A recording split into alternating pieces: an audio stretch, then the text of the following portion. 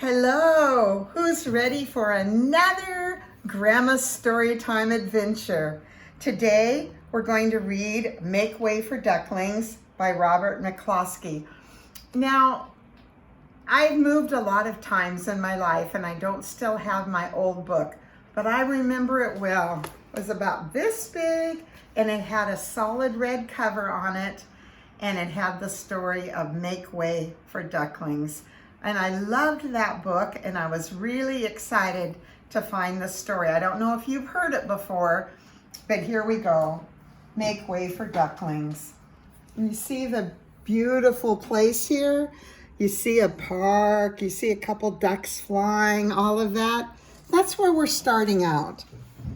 Mr. and Mrs. Mallard are the names of the ducks. And Mallard is a kind of duck, so I think it's a pretty good name.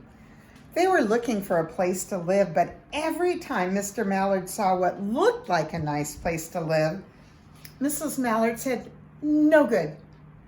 There were sure to be foxes in the woods or turtles in the water. She was not going to raise a family where there might be foxes or turtles, so they flew on and on. They got to Boston. They felt too tired to fly any further. There was a nice pond in the public garden with a little island on it. The very place to spend the night, said Mr. Mallard. Quack, quack. So down they flapped. Next morning, they fished for their breakfast in the mud at the bottom of the pond, but they didn't find very much. But just as they were getting ready to start on their way, a strange, enormous bird came by. It was pushing a boat full of people, and there was a man sitting on the very back. Good morning, quacked Mr. Mallard, being polite. The big bird was too proud to answer, but the people on the boat got excited and they all threw peanuts to them. The Mallards followed them all around the pond and they got a whole nother breakfast, which was even better than their first one. I like this place, said Mrs. Mallard as they climbed out on the bank and waddled along. Why don't we just build a nest and raise our little ducklings right in this pond? Surely there are no foxes and no turtles, and these people feed us peanuts. What could be better? Good, said Mr. Mallard, delighted that at last Mrs. Mallard had found a place that suited her, but look out! Squawked Mrs. Mallard all of a dither. You'll get run over. And when she caught her breath, she said, this is no place for a baby with those horrid things rushing around. We'll have to look for somewhere else. And the horrid thing she's talking about is a little boy on his bicycle. Well, they flew over Beacon Hill and around the State House, but there was no place there. They looked in Louisburg Square, but there was no water to swim in. Then they flew over the Charles River. Now this is better, quacked Mr. Mallard. That island looks like a nice, quiet place, and it's only a little ways from the public garden. Yes, said Mrs. Mallard, remembering the peanuts. That looks like a good place to hatch ducklings. Sorry. So they chose a cozy spot among the bushes near the water and settled down to build their nest. And only just in time, for now they were beginning to molt. All their old wing feathers started to drop out, and they would not be able to fly again until the new ones grew in. But of course they could still swim. And one day they swam over to the park on the riverbank, and there they met a policeman named Michael. Michael fed them peanuts. And after that, those Mallards came to visit Michael every day. After Mrs. Mallard had laid 8 eggs in the nest, she couldn't go visit Michael anymore because she had to sit on the eggs to keep them warm. She moved off the nest only to get a drink of water or to have lunch or to count the eggs and make sure they were all there. One day the ducklings hatched out. First came Jack, then Cack, then Lack, then Mack and Knack and a whack and pack and quack. Mr. and Mrs. Mallard were bursting with pride. It was a great responsibility taking care of so many ducklings, and it kept them very busy. One day, Mr. Mallard decided he would like to take a trip to see the rest of the river. So off he set. "Bye-bye. I'll meet you in a week in the public garden," he quacked over his shoulder. And he told Mrs. Mallard, "Take good care of our ducklings." "Don't you worry," she said. "I know all about bringing up children," and she did.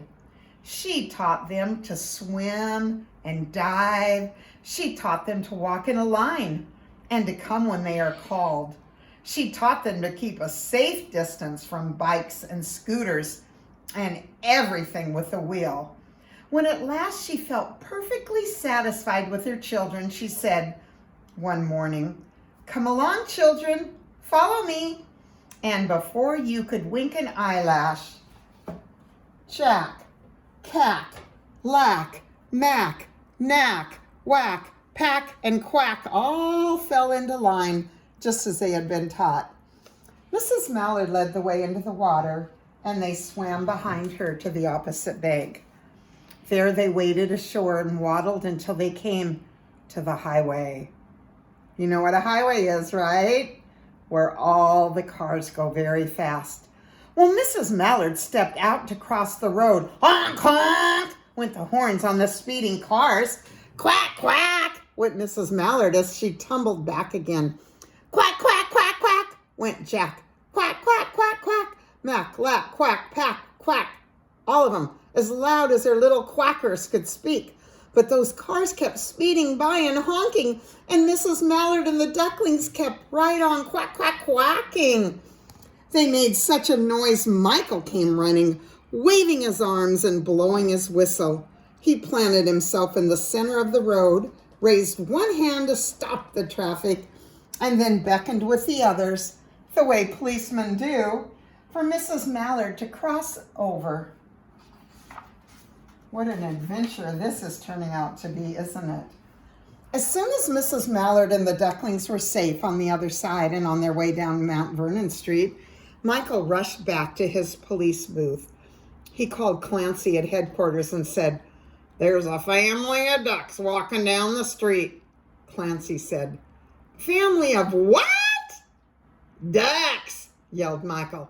"Send a police car, quick." Meanwhile, Mrs. Mallard had reached the corner bookshop, turned into Charles Street with Jack, Cack, Lack, Mack, Knack, Quack, Pack, Whack, and all falling in line behind her. Everyone stayed. An old lady from Beacon Hill said, "Oh, isn't it amazing?" And the man who swept the streets said, "Well now, ain't that nice?" And when Mrs. Mallard heard them, she was so proud. She just tipped her little beak in the air and walked along with a little extra swing in her waddle. Back here, that's where they waddle, right? When they came to the corner of Beacon Street, there was a police car with 4 policemen. They stopped the traffic so Mrs. Mallard and the ducks could march across the street right to the public garden. Inside the gate, they turned around to say thank you to the policemen, and all of them smiled and waved goodbye. When she reached the pond and swam across to the little island, there was Mr. Mallard waiting for them just as he promised. The ducks liked the new island so much they decided to live there. All day long, they follow the swan boats and eat peanuts, and when night falls, they swim to their little island in the middle, and they go sound asleep. And that's what it's time for you to do, because this was your good night story for tonight. So, sweet dreams. God bless. I love you all. Good night.